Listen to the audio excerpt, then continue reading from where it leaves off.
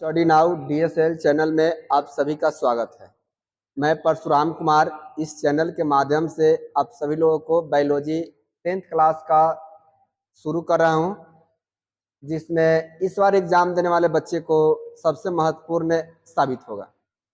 जिसमें पहला chapter biology का आपको है पोषण, दूसरी चैप्टर में आपको पढ़ना है श्वसन, तीसरा में पढ़ाऊंगा परिवहन और चौथा चैप्टर है उत्सर्जन।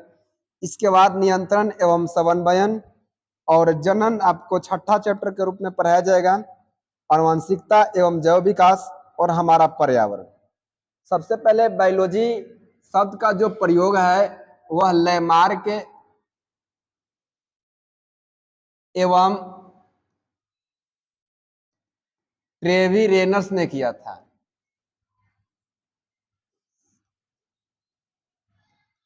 परंतु बायोलॉजी का पिता अरस्तु को माना जाता है। अरस्तु बायोलॉजी ही नहीं एक और सब्जेक्ट का पिता है, वह पॉलिटी का पिता कहा जाता है, जिसे आप लोग राजनीतिक शास्त्र के रूप में हम लोग जानते हैं।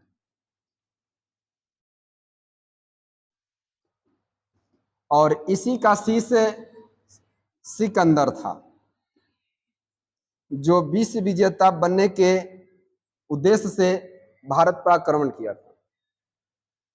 आपको एग्जाम में यहां से आएगा पोषण से, तो आप लोगों को चैप्टर शुरू करते हैं आज मनुष्यों में पोषण।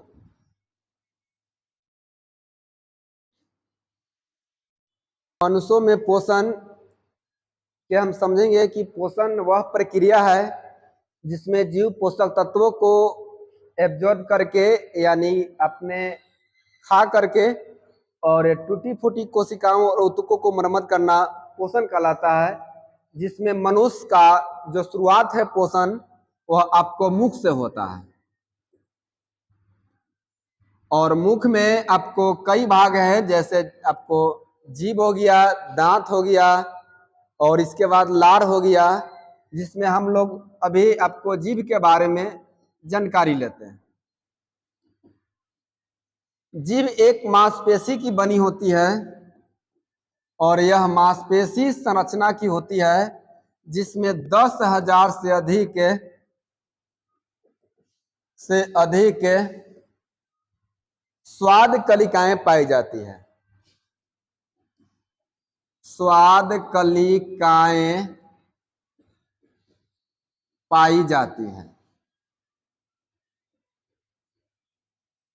और इस जीव को हम लोग 3 भागों से बांटकर अध्ययन करके किया जाता है, जिसमें आपको इस प्रकार से समझना है कि जीव है और इधर जो जीव हम लोगों को एक गर्दन की हड्डी से जुड़ी होती है, जिसका नाम है हयोड हड्डी।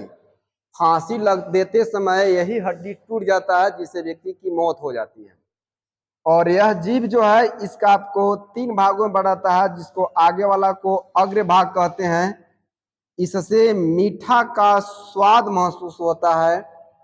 इसके बगल में किनारे वाला भाग को नमकीन का स्वाद महसूस होता है। इसके बाद जो है आपको नमकीन के बाद खट्टा का स्वाद महसूस होता है और अंतिम में कड़वा का स्वाद पता चलता है। और इसी प्रकार से जीव को 3 भागों में बांटा जाता है। इसको अग्र जिह्वा कहा जाता है, इसको मध्य कहा जाता है, इसको पक्ष कहा जाता है। परंतु इस जीव में कई प्रकार के स्वाद कलिकाएं होती है। जो बीच में स्वादहीन होते हैं, जो बीच में स्वादहीन होते हैं उसे आपको फीली फॉर्म पैपिला कहा जाता है। और किनारे वाला भाग जिसमें आपको स्वाद का महसूस होता है उसको फिंगी फॉर्म पैपिला कहा जाता है। पैपिला कहा जाता है। और इस जीव के बारे में जानकारी लिए हैं। अब मुख में दांत आता है तो उस दांत के बारे में जानकारी लेंगे। इस तरह से एकदम याद रखना है। कभी कभी कंपटीशन लेवल में पूछता है कि मीठा का स्वाद किस जिह्वा से होता है, तो अग्र जिह्वा, और मध्य जिह्वा में आपको खट्टा और नमकीन हो गया। लेकिन जी इसमें जो बीच में आते हैं, सबसे बीच होता है जीभ के, उसमें कोई स्वाद नहीं होता है। चलिए आइए आप लोग अब दांत के बारे में। दांत, तो दांत जो होते हैं वह कैल्शियम कार्बोनेट के बने होते हैं, और इस दांत को कई रूप में हम लोग इस प्रकार से दांत की स्ट्रक्चर को देखा जाता है।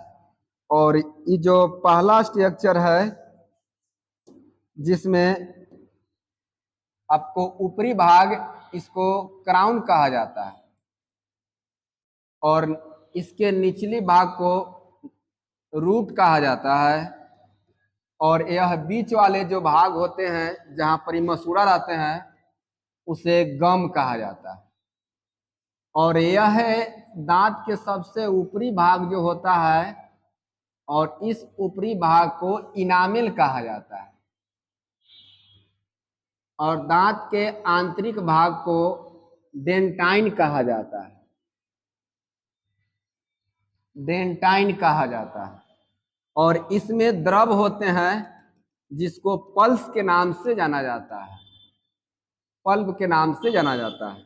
और यह रूट होता है जो सबसे निचली वाले दांत होती है, मसूड़ा के अंदर रहता है, और यह मसूड़ा के ऊपर रहता है। मनुष्य की जो दांत है वह 4 प्रकार से अध्ययन किया जाता है। दांत की प्रकार, पहला आपको दांत है इंसाइजर, दूसरा आपको दांत है कैनाइन, तीसरा दांत आपको अध्ययन करना है प्रीमोलर, और चौथा दांत है मोलर। इस प्रकार से, और इस देख लेना है खाली कि दांत की सबसे ऊपरी सतह को पूछा है क्या कहते हैं, इनामेल, और दांत के आंतरिक सतह को क्या कहता है, डेंटाइन। और ई वाला जो भाग है आपको डेंटाइन का भाग है, आंतरिक सतह की भाग, और ऊपरी सतह को इनामेल कहा जाता है। और चलिए इसके बाद आपको दांत की प्रकार को लेकर चलते हैं।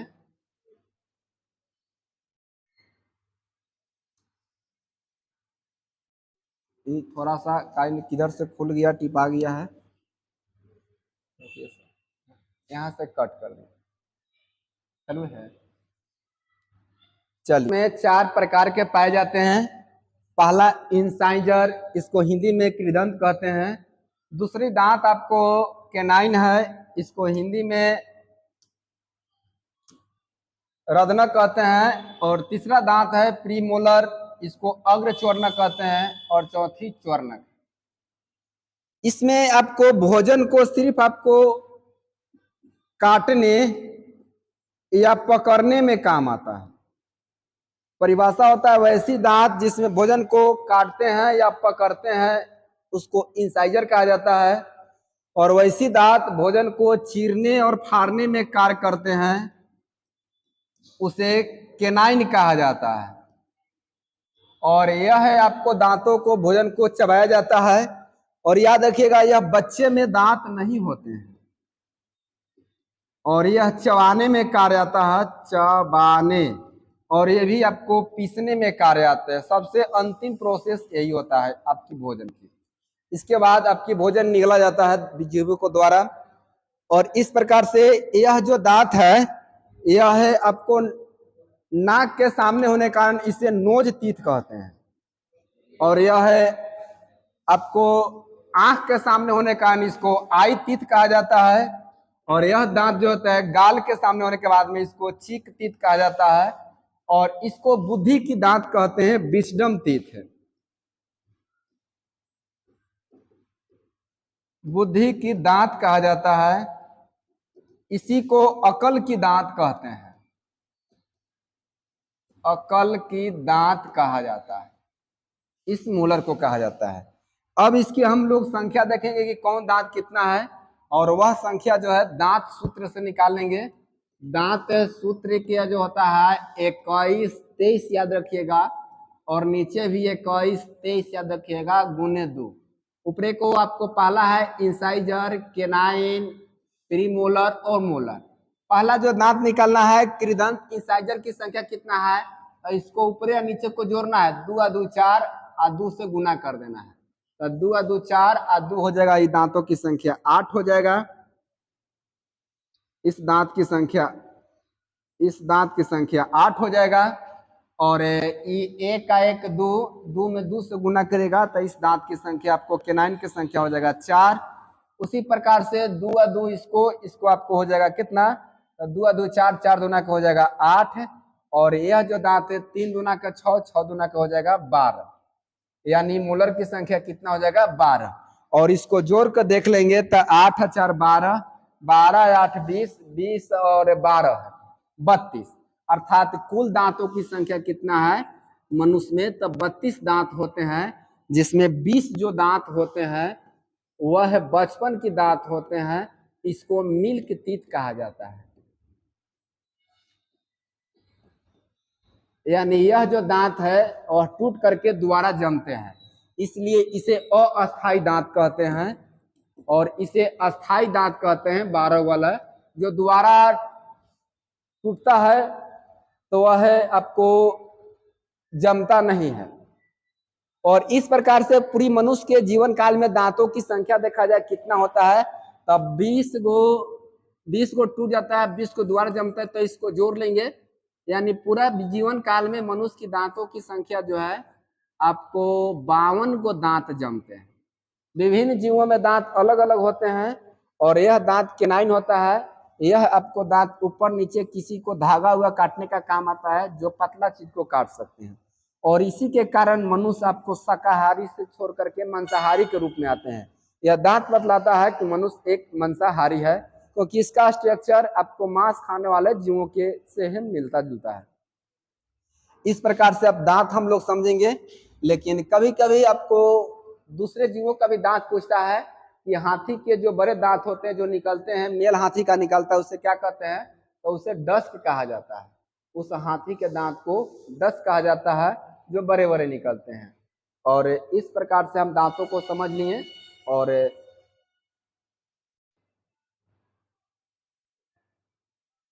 दांत हम लोग इस प्रकार से समझें, इसकी आपको पीडीएफ आपको में मिल जाएगा, नोट्स पूरा, जो इस चैनल के माध्यम से मिल जाएगा आपको पूरी। और लिखवाएंगे नहीं, आपको डायरेक्ट इसका पीडीएफ मिल जाएगा, जिसमें आप सभी बच्चे वहां से अपना पीडीएफ ले लीजिएगा। इसके बाद अहम भूमिका हम लोगों को भोजन को पचाने में लार आता है। और इस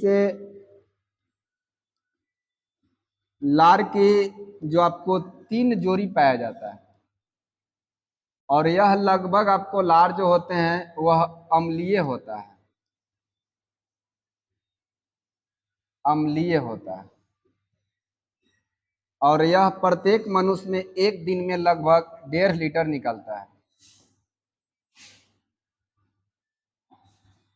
लीटर निकलता है।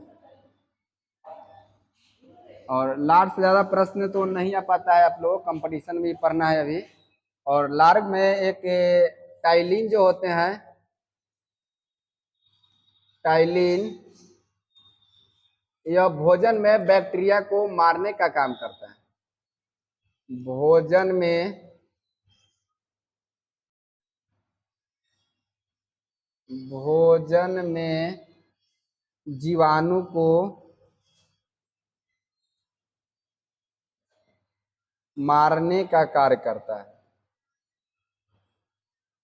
इसके बाद भोजन को हम सीधे आपको ग्रसनली के द्वारा अमाशय में प्रवेश होता है।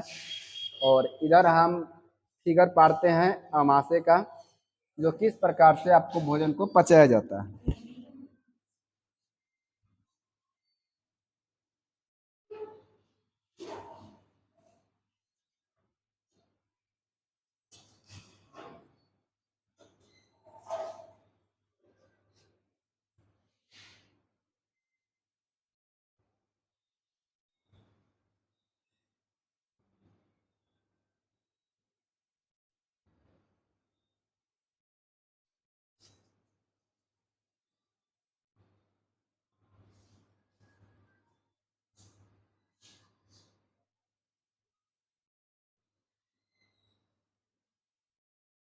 और यहाँ एनस के द्वारा शरीर से बाहर भोजन निकल जाता है। यहाँ पर ये यकृत रहता है, इसके नीचे जो है आपको पित्ताशय है, और इसको यकृत कहा जाता है। यह अमाशय हो गया, और यहाँ पर एक छोटी ग्रंथि अग्नाशय होता है। इसको बड़ी आंत कहते हैं, और इसको छोटी आंत कहा जाता है।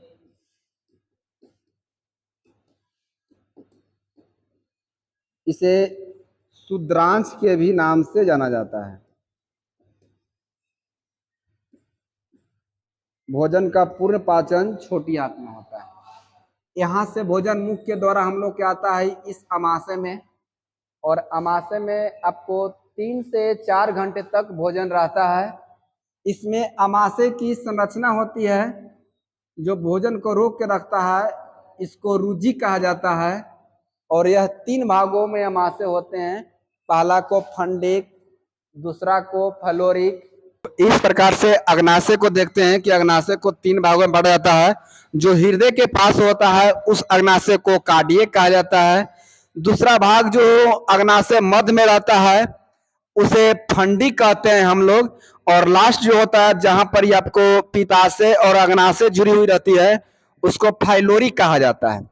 यह अग्नाशय एक ग्रंथि है जो सबसे बड़ी ग्रंथि जानी जाती है, और इसमें बड़ी ग्रंथि से आपको पित्त निकलता है, पित्त साबित होता है। ध्यान रखिएगा, पित्त जो है यकृत से निकलता है, पित्ताशय में जाके जमा होता है। पित्ताशय का आंसर आता है, पित्ताशय नहीं मरना है कि पित्त पित्ताशय से निकलता है, पित्त पित्ताशय में जमा होता है।